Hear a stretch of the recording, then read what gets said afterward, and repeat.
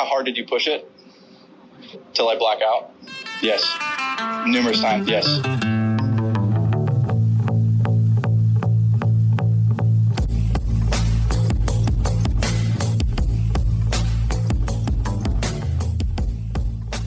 What's happening, Municipals? This is your boy Big C.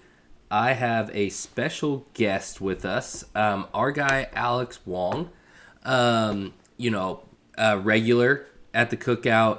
Had a great, actually wearing the Chips Cookout shirt today. Thank you for sporting the Municipals here. But we are going to talk a course that's near and dear to my heart. Alex really loves this course as well. We were kind of chatting a little bit before we came on. But this is going to be about Del Monte in Monterey, part of the Pebble Beach Resort. The Lost course we were just talking about of the Pebble Beach Resort. So, Alex, introduce yourself a little bit. How did you meet Ashton? How did you come to the first cookout? All of those things. Tell me a little bit about how you became a municipal. Yeah, so I met Ashton actually at a NorCal Golf Guys event, and he and I kind of kicked it off immediately. We were playing at Metro, and kind of saw Ashton's tattoos, and it started with the discussion of Kylo Ren, and then was nice and easy to kind of move into those conversations from there. We stayed in touch after.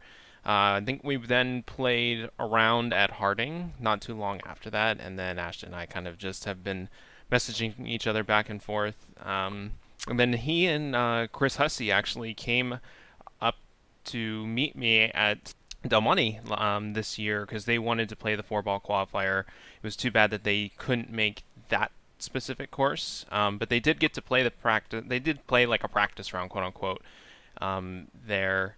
And it was a lot of fun. They kind of sparked some more interest, then got invited to the cookout from there. And I said, Ashton, I'll check my schedule. And it was history from there. And it's been amazing ever since. So Awesome. Yeah, I mean, NorCal Golf Guys events, Roost events, they're great ways to meet people. And that's why we do the cookout, because it brings a community together that might not necessarily meet each other, in different circumstances. So I think it's a really cool kind of blend of different backgrounds and people that all come together to enjoy the same thing.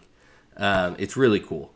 And now I got to meet you. We're buddies, and we're gonna chat Del Monte tonight. So, so I've probably played Del Monte a couple dozen times. I've actually been telling Ashton for a while that I've been wanting to do a solo pod on Del Monte, mainly because of the architect behind Del Monte. How it started, I think, is kind of one of the coolest stories in West Coast golf. It being part of the Pebble Beach Resort, but if you ask the majority of people to name the courses that are at Pebble Beach, I would say 75% of people would probably not even say Del Monte. So I think one thing I want to talk about is we'll start off with how Del Monte kind of got started. The original designer of Del Monte was actually a guy named Charles E. Maud. So he was actually the guy, he was big into golf and polo. So when the course was actually built, it was only 9 holes, and the other side of it was actually polo grounds. So, if anybody doesn't really know, polo is basically field hockey played on horses.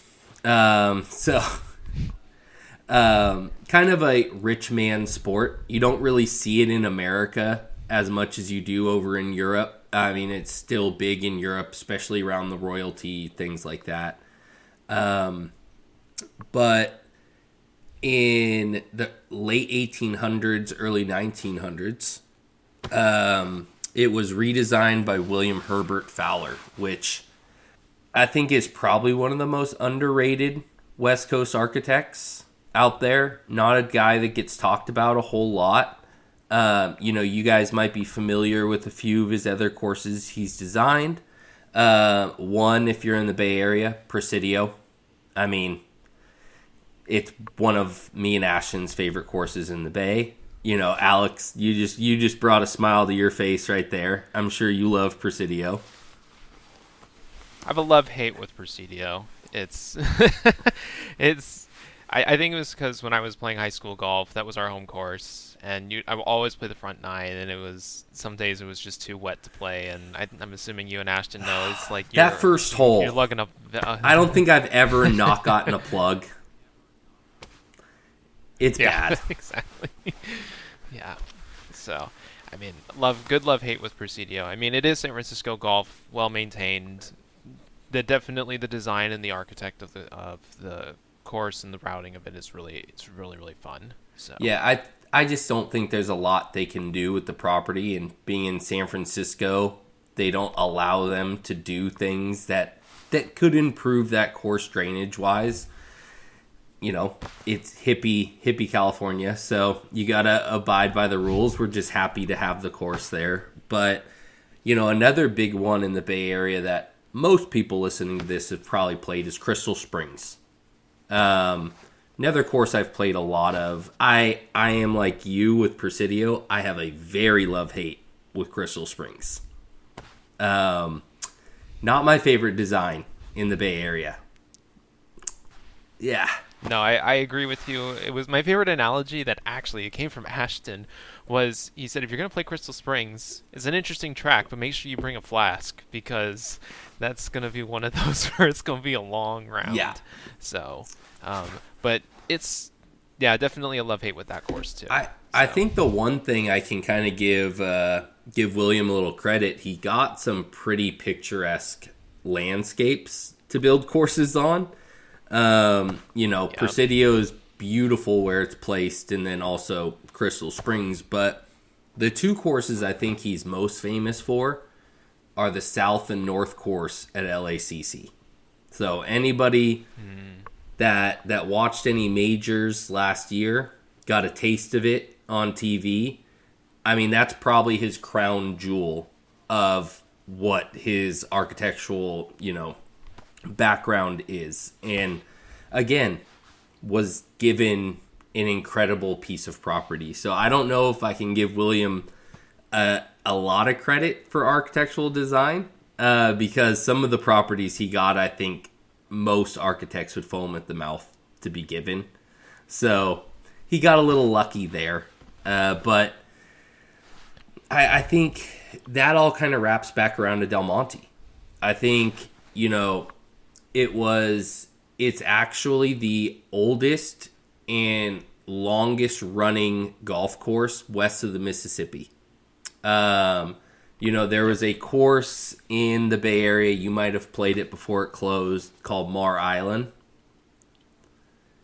It was out in kind of Vallejo. No, I have never played that one. So it's on a little island in between Sausalito, Vallejo, San Francisco. And it was an old military base. The original 9 was built, 1989, I think, or 1889. And then they expanded it in like the 60s to 18 holes. But it was a real trip because you would hit tee shots off of military bunkers that they utilized in World War II. And there are missile silos out there. Like it's a trippy golf course to play. But they held, unfortunately, they closed down in COVID and never reopened. But they held that record before, and Del Monte was just after them. But now Del Monte is a solo golf course west of the Mississippi that now holds that record for longest operating, never closing golf course, which I think is really cool. And it was one of the original golf courses in Monterey, and part of the Pebble Beach Resort. And we were talking before we came on, the 3 courses people always talk about are Spyglass, Spanish, and Pebble. I don't know what your opinion is. I love Pebble. I love Spyglass. I think Del Monte is better than Spanish Bay. I might get crucified for that take, but I think it's a funner, more playable golf course. And I think that, unfortunately, I can't bring the credibility to that for this because I still have yet to play Pebble. I think it's just been since I got back into golf maybe 3 or 4 years ago. It's been hard to justify playing or paying $3,000 to play Pebble. Now I understand that there's opportunities out there to play for less, but I think I have to leave Pebble to the side. If I were to go just Spyglass, Spanish, and Del Monte, I think I actually like Spyglass a little bit more just because I like the routing of it and the design. I feel like more of the holes are memorable. Then we go Del Monte and then Spanish. Now, I still personally like Spanish a lot. I think that it's a very unique course. It's nice that even not having played like Bandon Dunes or something like that, it's nice to be able to play a link style course next to the ocean, really fight the wind, and it's fun for me every once in a while to actually play target golf, not so much pull driver out every hole and just bomb it away at it. So it's kind of nice to be a little bit more strategic in there and actually kind of think about your shots. I know that I might get crucified for that, but we'll get to see Spanish after the renovation's done. I'm excited. That's hopefully all. I'm excited for that because I think the problem I always had with Spanish, it was more penalizing than it needed to be on some tee shots. There were just not a lot of places to miss, and I mean there was double way misses, which I think is bad architecture. I could understand if like you miss left, that's it, but you always should have some sort of bailout. There should be some sort of safe zone. And Spanish had a lot of holes where I just felt like hit it straight or you're out of luck. Like there's no saving yourself at Spanish. I think because Del Monte has not really been expanded or, given a little bit more of a championship style renovation, it's a little bit of a bomb and gouge for modern golf. There's some holes out there like I really love 7. It's short par. Yep. It's beautiful hole. But I mean, if you can rip driver on 7, I mean, you have a flip wedge in. I mean, it's a very short hole, and there's a lot of gettable holes out there. But I think what the defense is for Del Monte, and I think this is a running thing for Pebble and Presidio as well, and some of those courses that were built in the early 1900s, tiny greens. Tiny. Yeah. I mean, Del Monte might have some of the smallest greens outside of Harding Park. Yeah, no, that's probably its biggest barrier, is how small the greens are. And then I personally kind of think that the fairways are a little bit tighter than a lot of other courses out there. So, I mean, it plays a lot kind of thinner and really makes you hit the ball accurate, even for a long driver nowadays where you hit 300 yards, 280 yards, you're hitting wedges in. You still have to be accurate off the tee. You can't just bomb a 180-yard drive and then hit it in from one fairway to the other, because then you have no angle a lot of the time. And that's nice that the trees of Del Monte help kind of guard the fairway as well, of making sure that you stay on those lines, because otherwise you miss it right or you miss it left, whether it's out of bounds or it's behind a tree, it's going to be a struggle for a second shot if you're not keeping the ball in the fairway. So. A lot of fairway line trees, like trees left in the middle of the fairways to cause issues for a lot of guys trying to pull hard on them.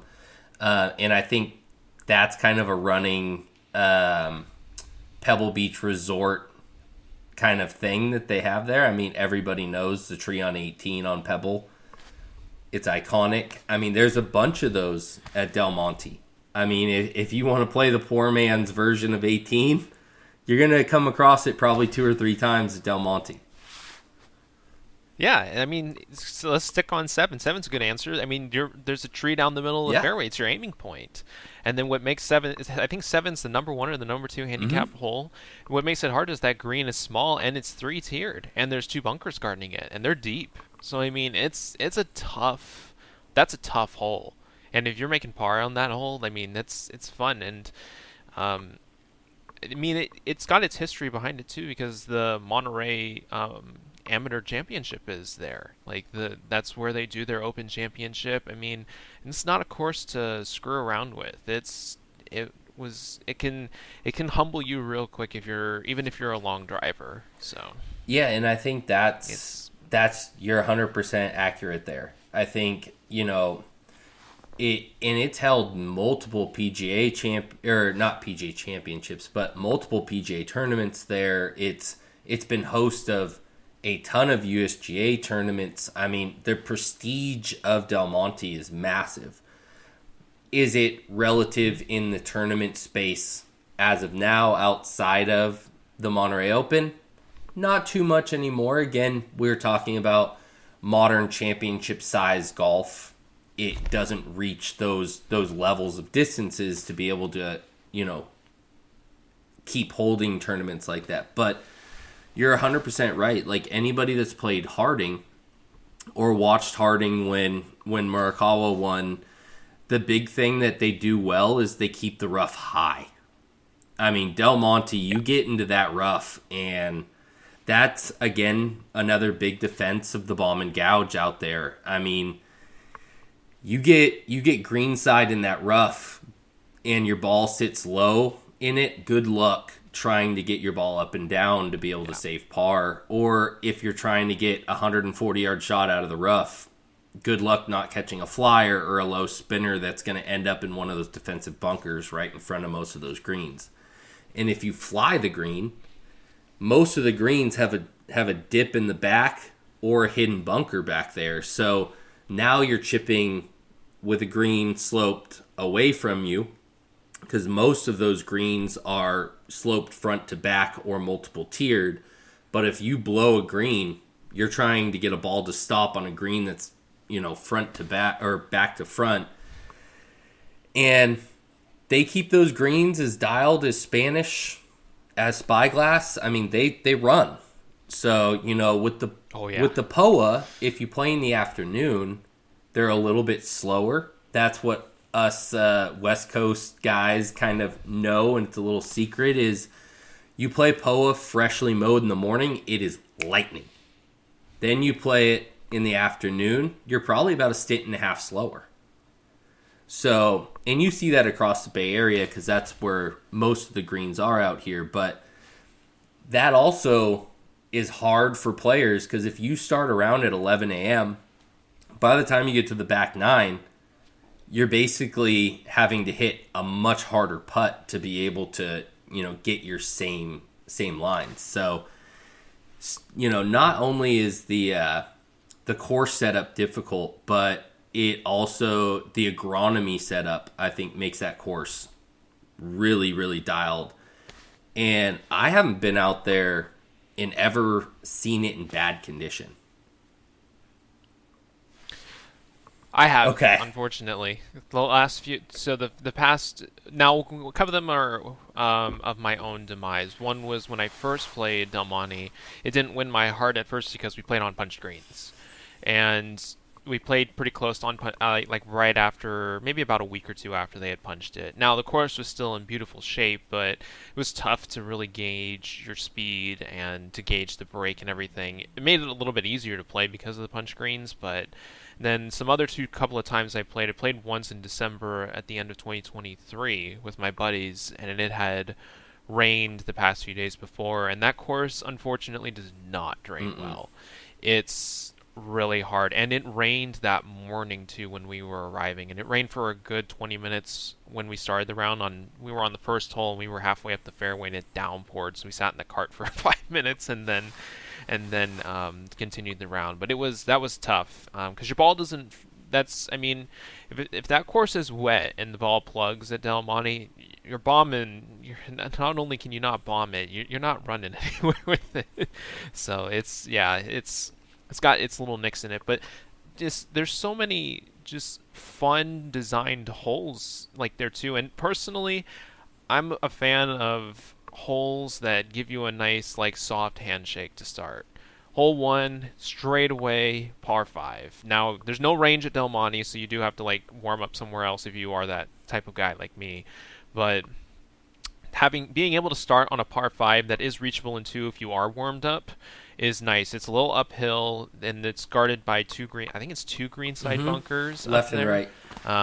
Yeah, and yeah, left and right. And the as this will be a common theme, the green is small and I think it's two tiered. I think the front has one tier and then it slopes pretty hard back and around the middle of the green towards, and then the few times that I played, the pin's always been in the back. And it's kind of a nice start to your round. And then two is this massive dog leg left where if I told I told Hussey and Ashton, I said, if you guys are playing the four ball here, you should have one person, whoever's starting, hit an iron shot that's like 100 yards out, and then somebody should bomb the drive and try and see if they can reach the green, even if you're in the greenside bunkers there. It's not that punishing. Yeah. So it's nice to kind of get that nice simple handshake start. Whereas, like, if you're doing Harding where they reverse the nines on a couple of days a week, when you start on 10 for Harding, you're starting, I mean, that's a long par 5, but it's not reachable in 2. And that's a hard hole to start. And then your second hole is a par 3, then you're playing a par 5. That's kind of the tough way to do it. It's nice when Harding's starting on number 1 because that's a nice gentle handshake to the day. So. Yeah. Yeah, and I think it only gets more challenging when you kind of get through it. Like, I think 5 is probably one of my favorite holes out there. I mean, I'm a sucker for short par 3s that have good defense on the greens. And, I mean, you're looking at like 326 for that guy. But it's got if you're not a super long hitter, you might want to play it a little back and just hit a hybrid or kind of knock it out there because you've got a pretty diabolical fairway bunker on the right-hand side with this kind of little island grass in the middle of it. And I have actually hit a drive where I landed on the back side of the island. The only play I had was straight sideways, just hit a chip into the fairway and then kick it on. Oh. And it's just for that short of a hole, it's just kicking the balls to have to literally waste a shot where you're only 100 yards out from that, but you're stuck behind that stupid little island in the middle of the bunker. But if you're a guy that can hit it long, I mean, the play is to land in that greenside bunker right in front left. And it basically is... It's still a long way to get there. It's 326. It's, I mean... Yeah, even with it, it's fairly, like, even, too. It's not, like, there's little parts of Del Monte where you're going up and down. But, yeah, it's definitely one of those where even as... I don't call myself a long hitter. A lot of people do. I have, like, 2 carry of 270. I can't get there. That's one of those holes where if the round's going, like, even okay... You pull hybrid, you pull a 5-wood or something like that, and you just say, okay, we're going to hit this to around 100 yards. Because the common theme, Del Monte's got small greens. Like, you got to have accurate. You got to be throwing darts that day to score well on your approach shots. It's not about your tee shots that day. I mean, there's a couple guys we know. Like, I think if Hussey really connects one, Hussey could probably get it in that front bunker. JD could probably blow the green if he really wants to. There's a couple guys we know that can make that shot happen, but the majority of us, it's definitely a wood hybrid long iron off the tee because it's just not worth taking it on. But I always like a hole that you can play different ways. Like if you are a long hitter, you have a lot of options to be able to go with. If you're a shorter guy like me, even though I'm big Chris, I carried about 240. It's just not worth it for me because 240 is directly in the middle of that bunker with the driver. So you don't even want to flirt with it. I'd rather hit, my 210 and be able to just get something out there where I have a 120, 125 in, make it much easier. Because, like you said, whatever clubs are the most accurate in your bag, those are what you want to have approach shots with. So you really want to play that course based on what your second or third shot is going to be, because that's what's going to get you to go low, or at least, shoot close to par out there. Is you want to be comfy with your approach shots, because if you're not comfy, that course is going to beat the hell out of you. So, Yeah, you gotta have everything 100 yards and in, including your putter, to be able to score well. That it's you could take 150 yards off the tee if you can hit your second shot 150 yards again and land it to within 10 feet. You're going to be golden at Del Monte. You don't need to be hitting it 330 yards to be able to do it. Although there are a few holes where I do think having some distance is really key. A good one, 7, where you're on, or I'm sorry, not 7, 8, where you're on the elevated tee box. That one's fun. It's not very punishing, even if you are a long hitter and you hit the ball straight. It's dogleg right. Tee box is about probably 30 yards higher than the actual fairway. And then you get to, if you want to, there's a bunker on the right-hand side, and then you have 5's fairway on the right-hand side for you. So if you really do leave your face open and you miss it right, you're still in play. But you can really bomb one down there, and then that green's actually not probably one of the most minute in terms of how much it undulates and everything on the course. So you can really be aggressive there.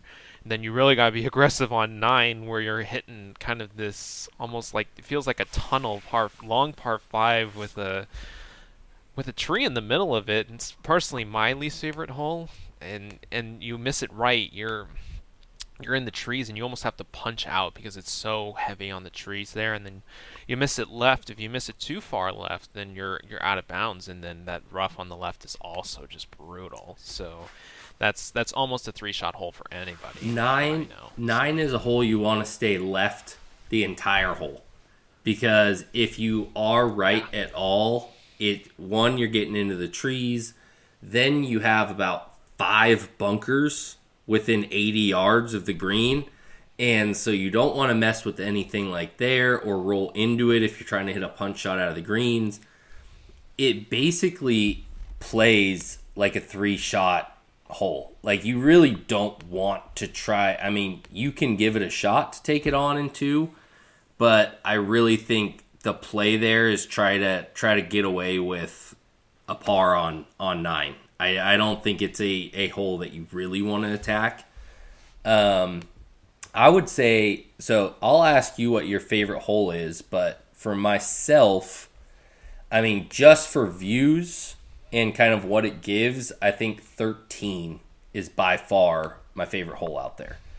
I mean, it kind of gives me a little bit of Pasatiempo vibes a little bit, because you kind of hit over a canyon, elevated tee box into a fairway.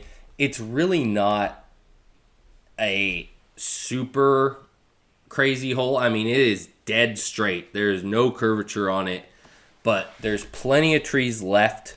You really don't want to be left on that hole. You can be a little bit on the right and get away with it.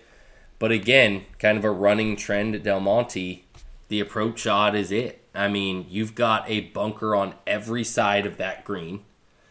I mean, it's another very small piece of property for the green complex as well. And it's not an overly long par 5, but it's got enough length where, if you hit a good solid 260 tee shot, you're better off probably being around 100, 120 than being 80 or 70 in, because then you're flirting with all the bunkers on the right-hand side, and your window of being able to miss is so much larger. But I think 13 off the tee box might be the most picturesque of all the holes out at Del Monte. Yeah, because the nice thing is that you're facing the Hyatt, which is like right there, and it's actually a very nice property too. Like the way that they designed that. I think there's a restaurant behind 13, so that's really nice. And then, like, I that's also my favorite hole is 13. So I would say that. Excuse me for one second.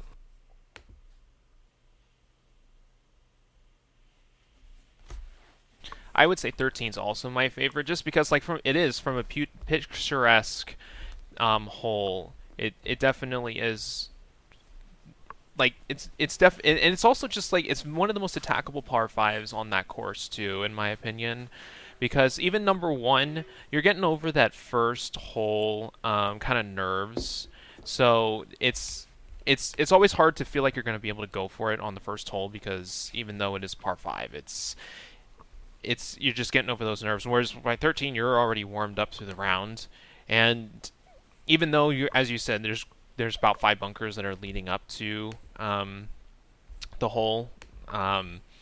It feels very open in comparison to the rest of the course, in terms of how that feels like one of the widest. I think it's one of the widest fairways out there, and then it's also, I feel like that the actual green itself is fairly large comparatively, as well, in terms of comparing it to the rest of the course. Yeah, I think, and I love 13. I think personally, like it's such a tie between 13 and 7, because 7 is like you're going back up the hill. That green is so difficult, and like it's, even though it's straight away, you can't miss a lot of places there. And it's, even though it's the toughest hole in the course, it also is like kind of one of those where I really enjoy kind of being able to try and attack that hole. So. Yeah, I think my runner-up is actually 17. And some people might have different views on 17, but I think it's probably one of the most architecturally well-designed holes on the course. Again, I'm a sucker for midline center trees.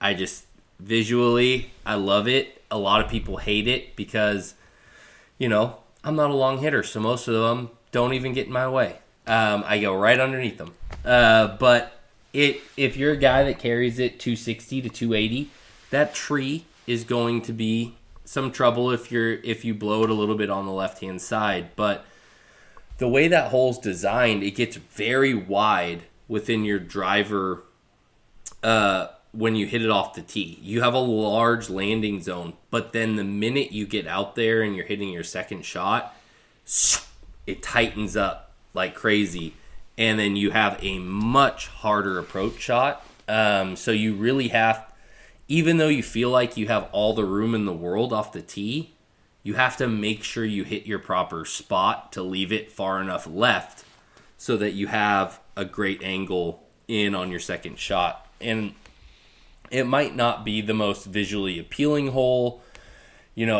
Some people might not absolutely love 17, but I think with that centerline tree, it's just a very well-designed hole.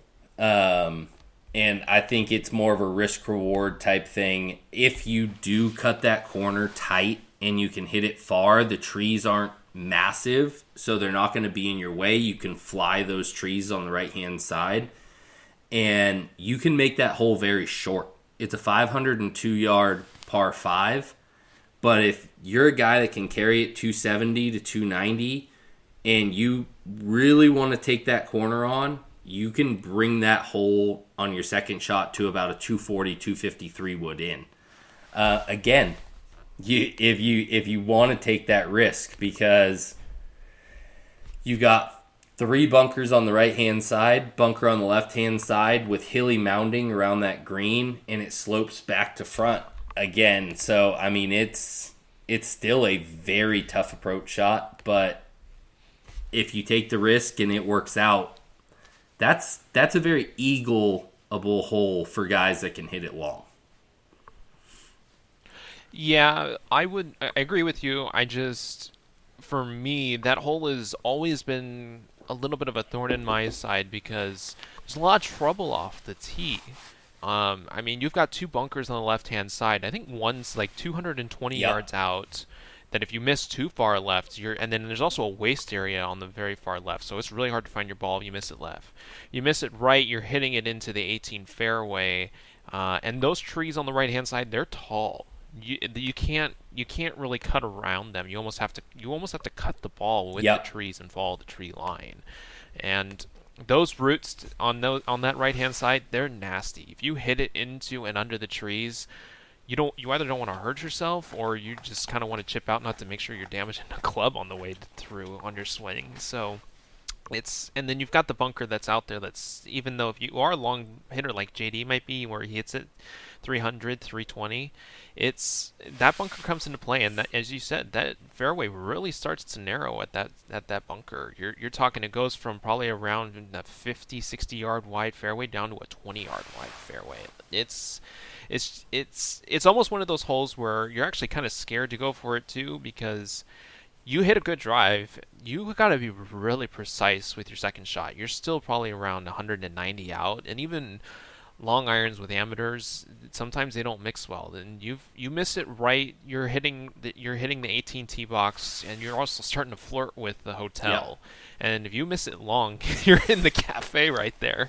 So sometimes it's a little bit harder to feel like you really want to go for it. It's almost better to be one of those where it's like lay up to 90 yards and hit a full wedge in, or something, like hit a full short wedge in, and really try and pin it close, because it takes a lot more trouble out of the play.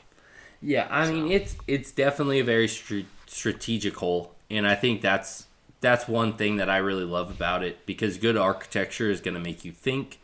And when I play that hole, I don't think I've played it the same way back-to-back rounds. I might have played it the same way over, a couple dozen, but every time I'm out there, like you were talking about with conditions earlier, if it is playing softer, you can kind of try to get after it a little bit more, because you're not worried about rolling out and kind of getting into those positions. Anybody that's played Monterey or San Francisco golf, cypress trees, they don't grow deep. They grow out. And so those roots are rough, because they don't go under the soil. They sit right on top, and they are a lot of roots. It's not a couple here and there. They've got like 75 roots going out of one tree. And you're 100% right. If you get into situations where you're having issues with cypress trees and stuff like that, you could either break a club or break your hand. I mean, it's dangerous. So you definitely don't want to be in the trees, right? But yeah, I just think it's well-designed hole. But I do think that it's extremely challenging depending on how you decide to play it and what kind of player you are. Because I think there are guys that we know, like our boy JD, that he would probably take a little bit of a fade off the tee box, try to wrap it around those trees, and leave himself 190 in. And I've seen that guy with a 4-iron, 5-iron. Actually, that would probably be a 7-iron for him, which is freaking nuts. 7-iron from 190, and you could be pretty damn accurate with a 7-iron from 190 caliber of JD. But for most of us, no, I'm hitting driver. I'm probably hitting hybrid just to be as safe as possible to make it down the middle, and then give myself a 120 pitching wedge in. So, that's probably the play of that hole. But, I mean, if you are accurate off tee, I think it can be a really fun challenge for those kind of guys. But I just think Del Monte in a hole is extremely underrated. I mean, most people that go to Monterey, you're thinking Poppy Hills, Pebble, Spyglass, Spanish, even the Black Horse bayonets. But I think Del Monte is one of those courses that if you're in the area for the first time, one, you can't beat the cost. I mean, if you keep an eye out, you can get rounds there between $60 and $80, for an afternoon round. And I don't know anything outside of Pacific Grove that you can get under $100 in Monterey. Yeah, the only thing that I could think of maybe is Laguna Seca in that area, but I've never played that course. I haven't played that course yet. It's on the to-do list. Don't. I still got to play it. Play it. Report back to me. You're gonna say one and done was good enough for me at Laguna. You know what? The layout of Laguna Seca has so much promise. They've just let it go. It's really rough around the edges. The greens are extremely bumpy. They don't roll the way that they should. Because my dad, when he started playing in the 90s, Laguna Seca was one of the places that he played a lot with his work and tournaments and things like that. But throughout the 2010s, I just think that other properties put a lot more work, money, and effort into them. I think Bayonet Black Horse has done an absolute phenomenal job for what their cost is in the lower hundreds to play there. It's spectacular. I think, Pebble is always going to have its draw with all their courses. But there's just been, I think Carmel Valley Ranch and all of these other courses have just done a great job of creating amenities and keeping their courses to a modern standard. And Laguna's kind of just, unfortunately, not kept up to that same reputation. And it's kind of showing nowadays. But, yeah, if you haven't played it, A lot of competition. the bones are good. A lot of competition. A lot of competition. Yeah, and I will play Laguna Seca. It's on the list. Another one that's on the list that I haven't played is Pacific Grove Golf Links. I mean, that's slowly rising, in my opinion, to becoming like the poor man's Pebble, is what people are saying. And even though it's a public course, I mean, apparently it's busy and it's still a decent value. So I mean, you throw that. Poppy, in my opinion, is for Northern California Golf Association members. It's probably, in my opinion, the gold star of value 100%. for that area. Like $120 when you're an NCGA member to play pretty much on the weekends. And tee times are pretty well readily available. The layout, the design of that course, the difficulty, the length of it, from what you decide, from what tees you want to play. Like, there's a lot of bright spots for Poppy, but yeah, I agree with you. Del Monte is, especially if you're Duke's Club member, that really helps with the value for that entire like resort property. I mean, Duke's Club members some days on twilight rounds they pay like $39 with a cart. Like, you find, I mean, that to a certain extent, you play Monterey over the weekend and you're able to find a hotel room, you might as well sign up to be a Duke's Club member and then go play Del Monte. Go play 36 holes over on Saturday and Sunday, fly in on Friday morning, play Del Monte in the afternoon at twilight, and then go play Spanish in the morning, go play Del Monte again, then go play Spyglass, then go play Del Monte again. Like, you paid for your membership right there. I mean, and just in the value of the savings. If someone came to me and they were like, "Hey, we have $1,000 to do a 3-day weekend in Monterey," I mean, my thing would be, one, you're not going to find a cheap hotel. I mean, under about $200 a night. So you're taking up $400 right there. But if you want to cut costs, where I would spend my money is I would do 36 at Bayonet and Black Horse, because they have the deal where I think it's like $225 for 36 in one day with cart included. And then I would tell you to do Del Monte and Pacific Grove.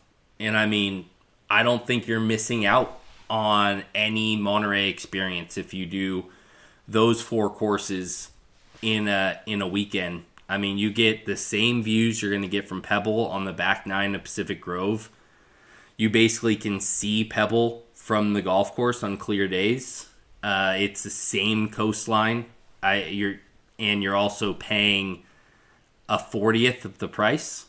And then Del Monte, as we talked about, I think is a wonderful property that also gives you views of the ocean on certain holes. It's a little bit further off of it. You don't get as clear views, but I think that the actual property is beautiful all in its own. And then Bayonet Black Horse might be 2 of the most well-kept golf courses in Northern California. I mean, every time I play there, those places are immaculate. And probably have the best public practice facility in the entire Monterey area. Yeah, I still have yet to get out to Bayonet and Black Horse, but it's on the list again. I'm just very fortunate, like, got a family friend down there who's got another unit or like an extra bedroom at pretty much any time that I want. So, like last year, I was Duke's Club member, played a lot of Spanish Spyglass and Del Monte, and then kind of made the idea to go this year to play more of like the other courses, Laguna Seca, Pacific Grove, Golf Links, Band, and Black Horse, but then said, I kind of want to keep the membership. So it's going to probably be a little bit more of that same thing, go play Spanish Spyglass and Del Monte again. So that'll kind of be, especially because I've got another buddy who's really getting into it, and hopefully we'll play some of those courses. He's not great at golf, but it's just fun to be around.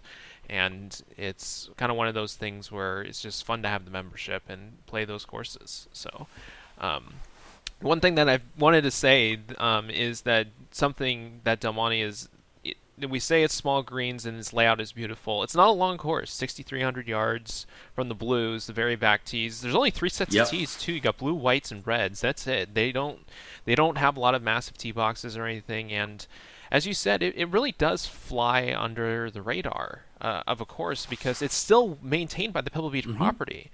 So it's one of those where even though it doesn't, where I was boning it and deeming it earlier, it's like, yes, every course has to aerate at one point or another.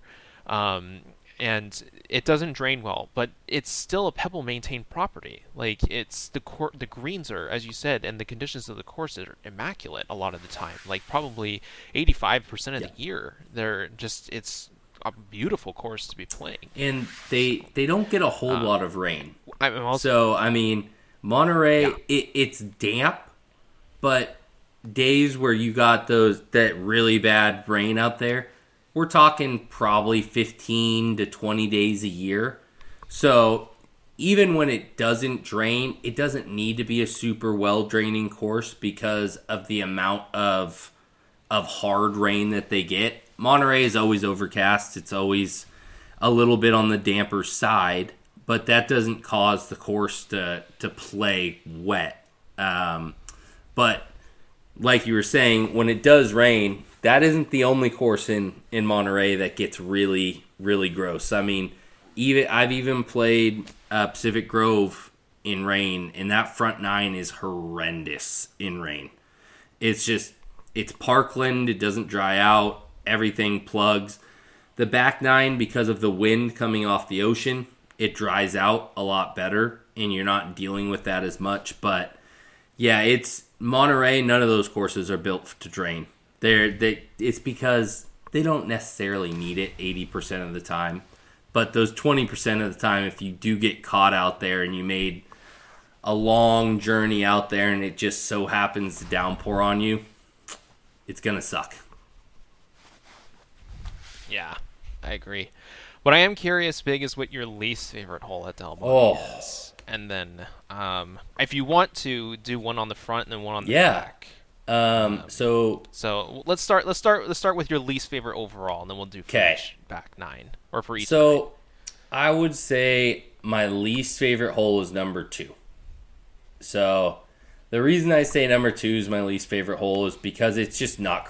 It's just you have a stock shot. There is no playing different shots on number 2. It's par 4, 328, dogleg left, massive trees on the left-hand side, little bunker straight right at the edge of the dogleg. It's just like, okay, hit your 200-yard shot, stock shot, and then you got this, boring shot in. It's uncreative, and it just doesn't give me much as like a guy that loves good golf architecture. So I would say 2. I mean, the green complex is fun, but outside of that, I think 2's just, you got one shot. That's it. There is no playing that hole different ways in different conditions. It's the same shot every time you play it. I agree with you. That's definitely definitely boring when it comes to how you have to play that hole. For me, it's 14. Okay. It's a 215-yard par 3, and the green complex is not difficult. It almost feels like it's an upside down bowl, Whereas where the middle of if you get the middle pin, it's kind of like you're putting up the hill pretty much anywhere you go. Then there's a bunker almost like 20 or 30 yards short of It's the green, really and it then makes one no on the sense. one behind or all around it. Yeah, it's definitely one of those where it's kind of odd, and then it's also just it leaves a bad taste in my mouth after 13. Like, this is not the hole that I want to be going to after 13, where it's a very gettable par 5, and then you have to hit a 200, a very, very accurate 215 yard shot most of the time. And I've only hit the green once of the maybe half a dozen times that I've played, and it was on a perfect day where I'm hitting the ball straight. So it's kind of one of those where it's not my favorite hole just because of its difficulty, but it is a little plain of it as well. Then another plain one is probably the other short par 3 on that course, number 12, right before you get to 13. You're OB right, so if you miss one way right, you're gone. There's no way finding it generally, and then it's left is in a waste area. So, and then there's I think there's a bunker on the very front. Oh yeah, there's 3 bunkers on this. On the back, the front, and then, or 2 in the front, 1 on the left and right, and then on the back. And then the green complex itself is kind of boring. Not a little bit of undulation, but nothing definitive or kind of anything there to really scare you. I wish they would cut the trees back a little bit on that hole. I think that's also a little bit more encroaching than it needs to be. Some of the trees kind of hang over the green. I've played there in afternoons where the green is just completely littered with like leaves and debris all over it, and you're basically spending like 3 minutes with a towel trying to just get a line wiped away. I think that can be trimmed back a little bit. There's actually a tree on the right-hand side that hangs over that bunker on the right-hand side, and the bunker is just always full of debris. And you get in there, it's just, yeah, I'm kind of with you on that hole too. To be honest, I really think that the majority of the par 3s are kind of, outside of 6, I think the majority of the par 3s are kind of meh. I think that might be where Del Monte might lack a little bit. Is the par 3s are just a little ho-hum. I think there could be more creativity in some of those, where I think the course really shines on the par 5s. I definitely think Del Monte, the par 5s are where this course shines. Par 4s have some good holes in there, but the par 3s, I think some redesign of some of the bunkerings and some of the greens could make those par 3s spectacular, because I think they have the land and property to make those really good. I think some of the bunkering and things don't make a whole lot of sense on some of those. But I think 3 is hard as hell. It's super hard, elevated green, fall off on the back, double bunkers on the front. But it reminds me of, the downhill par 3 a little bit. Or, let me think. Yeah, the green complex reminds me of the downhill par 3 at Presidio a little bit. It has a very similar bunkering and green complex shape without the backstop in Presidio. That always helps you. But yeah, I think the par 3s could use a little bit of work. Par 5s are by far what make Del Monte as good as it is. Yeah, and I agree with you, and I think that 80% of the par 4s I'm very happy with. They're all very different in their own way.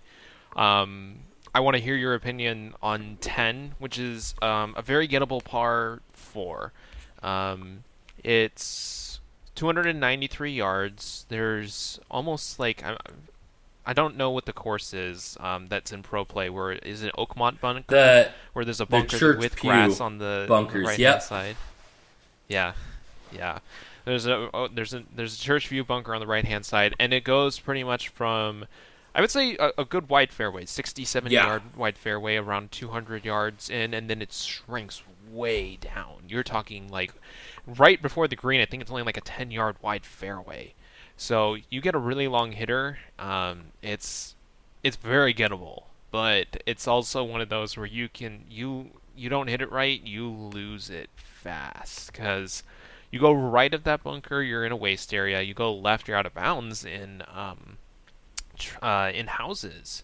So it's very punishing very quickly if you do miss. So I'm curious on if you've played both ways before, if you've gone for it, or if you've like hit a driver way up there and you had to like really flip wedge in, or if you've generally you lay back there and you try and just say to yourself, I'm gonna take the medicine and I mean, just hit two nice iron shots. young boy Chris definitely ended up in that front right bunker multiple times. 18-year-old Chris is going for it. There's no way I'm not. It's just how I played golf when I was younger. But now with my kind of distance, I play that hole into the fat part of the fairway. So I play it about 200 is what I feel comfy there. 180 to 200. A lot of times I'll hit a 5 hybrid. Just pop it out there about $180. Let it roll out just a little bit because that's where basically the fat part of the fairway is. If you can land it between 180 and 190 and let it just release out, you're going to basically have a flip wedge in. And I think that's a safe way to get a birdie on that hole. Where I have played it and I've seen people play it where they end up green side into the rough, you actually want to be in the bunkers green side because how the hole plays and the green actually plays, if you're in the rough left or if you're in the rough to the right, you're now chipping over bunkers onto a small green that's probably going to eject you. So you're better off hitting a nice 100 to 80 yard shot out of a fairway that's very flat, not a lot of undulation, than hitting out of that really dense, deep rough and trying to get spin out of that rough to get a ball to stop on that green. Because you're not going to. Yeah. So you could play it both ways, but I think Del Monte's a place that if you need to learn how to take your medicine and you're a guy that bomb and gouges too much, I think Del Monte's a place that'll humble you a little bit. When you see these wide open corridors and end up in the rough and then see how you have to hit out of it, I think you'll think twice before you try to go too hard on Del Monte unless you're very accurate off the tee. Yeah.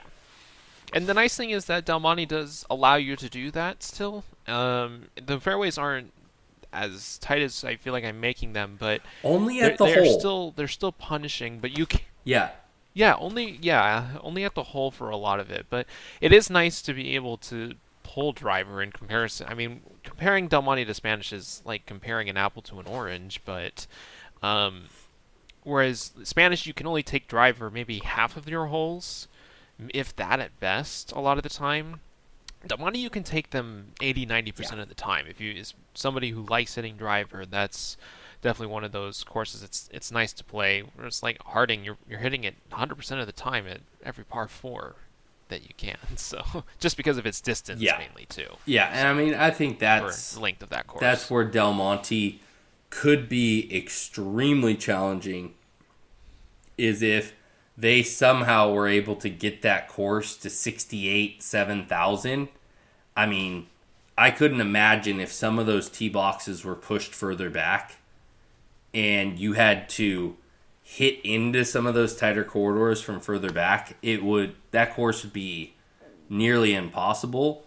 I don't know if I would ever even want them to create Del Monte as a championship style course because it might actually ruin some of that architecture that I actually love. So that's where I think not every course needs to be touched. I think there are some courses that are fine at 58, 6,300 yards. And we don't need to play from 6,800 and get our ass kicked every single time we play. Where Del Monte will kick your ass plenty from 63. So, yep. If you guys are ever in Monterey, I would tell you, you got to play Del Monte. Do not skip it, especially if you're staying at the resort and you're playing all three of them and you have some extra time. Make sure you throw Del Monte in there, and I promise you'll be pleasantly surprised. Alex, you got any closing remarks? No, Del Monte is definitely, as you said, the lost course in Pebble. It's beautiful value, beautiful course. Definitely one of those that's a little bit more off the beaten track. And the only bad thing that I have to say about Del Monte is that since it is the lost course, pace of play can be tough sometimes. That's probably it's not only it's difficult when you get on the greens, but pace of play can be kind of tough some days depending on what time you go. But overall, Monte is chef's kiss to that course. It's the architecture, not really too many bad holes. Definitely just a lot of fun to play that course. Yeah, when you get a cheaper, more budget-friendly golf course, if you play it on the weekends, you're always going to run into, longer times. And if you're from the Bay Area, you're used to playing 6-hour rounds on the weekend, unfortunately. There's just a lot of golfers in the Bay. That's very true. All right, Alex, thank you for joining us. I appreciate you talking Del Monte with me, and we will definitely have you on again. Thanks, Big. It was great. Yes, sir.